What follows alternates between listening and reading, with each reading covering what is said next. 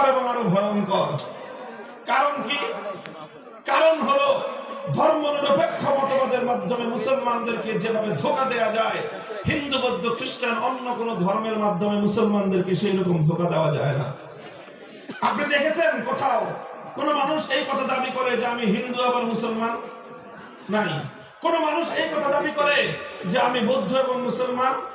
কারণ প্রত্যেকটা মানুষ জানে হিন্দু হলে মুসলমান হওয়া যায় না, বৌদ্ধ হলে মুসলমান হওয়া যায় না, খ্রিস্টান হলে মুসলমান হওয়া যায় না।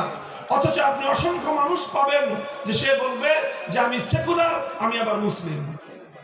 গোটা আওয়ামী লীগটাই কি অবস্থা?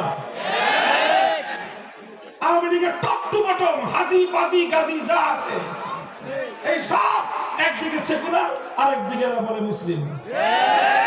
অথচ একজন হিন্দু যেরকম মুসলিম হতে পারে না, একজন বৌদ্ধ যেরকম মুসলিম হতে পারে না, একজন খ্রিস্টান যেরকম মুসলিম হতে পারে না, সেকুলারিজম যদি কেউ বুঝে থাকে সেও এই কথা মানতে বাধ্য হবে সেকুলার কোনো ব্যক্তি মুসলিম হতে পারে না। তাহলে বলবেন যারা আওয়ামী লীগের লোকজন যে সেকুলার আবার মুসলিম হয়েছে, আমি বলবো সেকুলার হয়ে যে তারা নিজেদেরকে মুসলিম বলে এর দুইটার যে কোনো একটা কারণ হতে পারে। হয় তারা আসলে ইসলামের সঙ্গে তামাশা করে, তারা আসলে অমুসলিম বেঈমান, কিন্তু তারা মুসলমানের রূপ ধারণ করে ধোঁকাবাজি করে। আর না হয় এর চেয়ে হালকা কথা যেটা সেটা বলতে হবে এরা সব গণ্ড মূর্খের দল। এরা বুঝে না যে ধর্ম নিরপেক্ষ হলে মুসলিম থাকা যায় না, এই কথাটা তারা বুঝে না। না বুঝে তারা একদিকে ধর্ম নিরপেক্ষ আর একদিকে মুসলিম দাবি করে।